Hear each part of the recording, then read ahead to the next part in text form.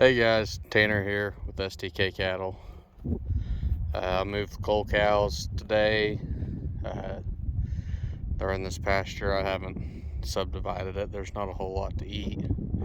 We're still feeding a lot of hay, so as you can see, it's overcast. And we got a little sprinkle earlier today, and we're thankful for that. And they're still predicting around an inch for this week, so that'll be an inch more than we've gotten in the past.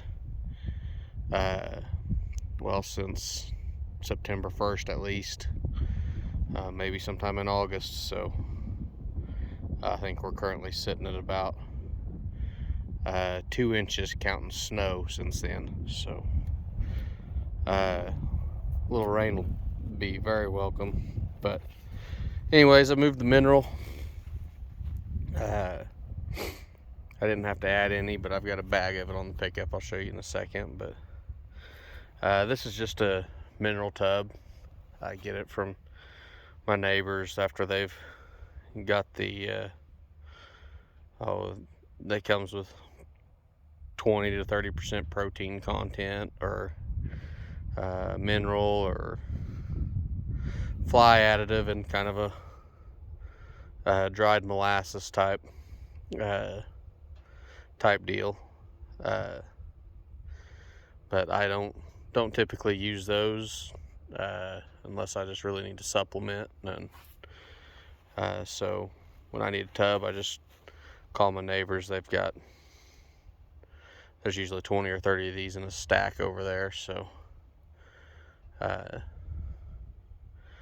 usually get those, and I just sit it inside. There's holes drilled in this. There's, I don't know, 20 quarter-inch holes in the bottom, so if it rains, it'll just run right through. It's not the most ideal setup, but pretty well free. This is an old irrigation tire. It's a 1020. Any 20-inch tire will fit right.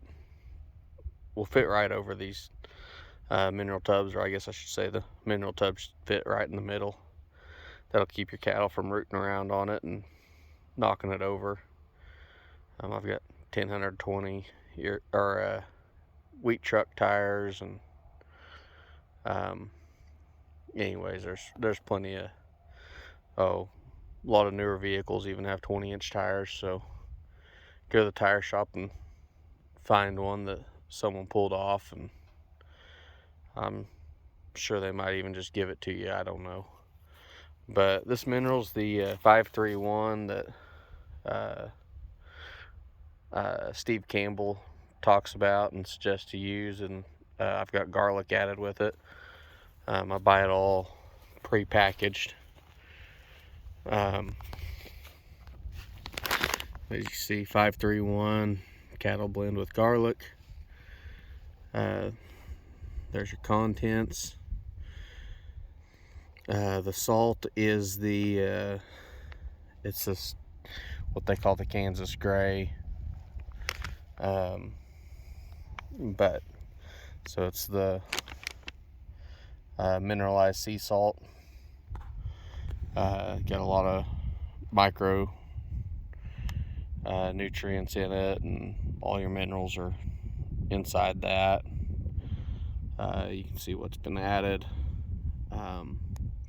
Sodium bentonite is the what do they call that? A colloidal clay. Helps cattle pass toxins out of their system. Soybean meal is just an enticer. Sodium bicarbonate is just baking soda, and that helps with the rumen pH. And I won't claim to be able to tell you what anything else is but garlic. I mean, vitamin E, vitamin A, vitamin D, those are pretty common. I mean, even on your over-the-counter minerals.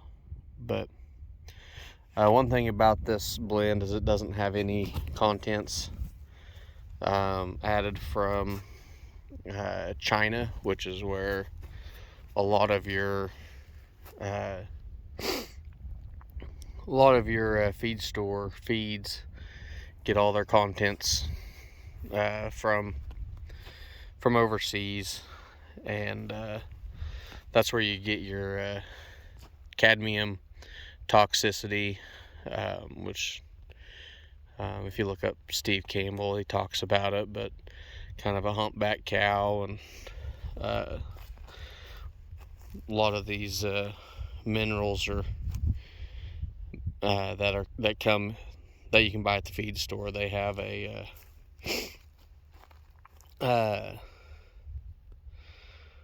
they're dang near toxic to your cattle. They're not the best thing for them.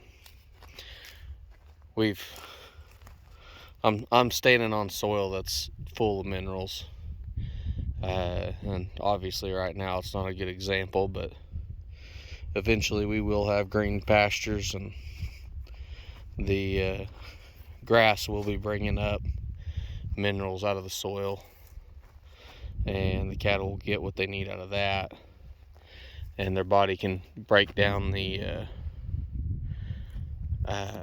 minerals that are in the salt. And whenever I do the brine water, that just adds to it and makes it more readily available. When I'm providing the sea mineral salt, my mineral uptake isn't real high, but they'll go through. See, I've got 45 head in here, and they'll go through 50 pounds a week or something, and it's not exactly what they advertise, but I just stick to the assumption that the cattle will consume what they need, and if they don't need it, they're not going to eat it, I hope. So, but it's been working for me. It keeps the cattle on the kind of keeps the cattle honest. You find out which of your cattle can tolerate the low input system, and as in some of my past videos, this is my coal cow pasture, so they've already proven that they can't keep up in a low input system. So anyways, we'll but I'm not gonna go out and buy feed store mineral. Just not something I'll do. But I mean, you can see in this pasture there is green grass coming. It's not a very desirable grass. It's cheat grass.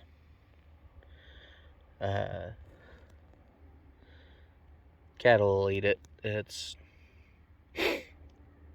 if you're a wheat farmer, you try to kill it. So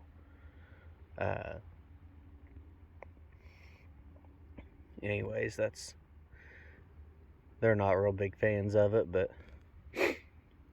in a cattle pasture, the cheat, it's a cool season. It kind of has a short growing window, but in a drought, it's definitely welcome, and in a cattle pasture, it doesn't pose any problems. Looks like we got a little, what is that?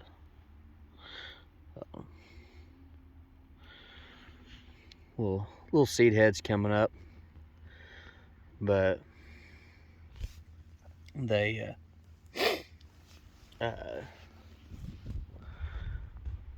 it wouldn't hurt my feelings to have a solid carpeted cheat this year. It'd be more than everything else, but this was planted to wheat, rye, barley, triticale mix, then replanted to oats. And the soil had been farmed once or twice a year since the 60s at least. So it's not the healthiest soil, but I have started seeing biological activity like dung beetles moving in, and it's pretty bad. We don't even have things like gophers in these pastures. I think of gophers as Mother Nature's farmer. They're burrowing under the soil and aerating it all the time. But for whatever reason, you can see where I've unrolled hay. That would have been 2 or 3 months ago. But for whatever reason, the oats did come up in rows on the hilltops. Why it didn't come up in the bottoms, your guess is as good as mine.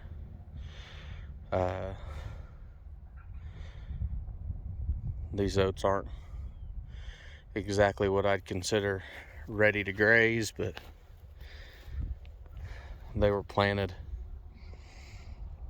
back around Valentine's Day, and today's April 24th.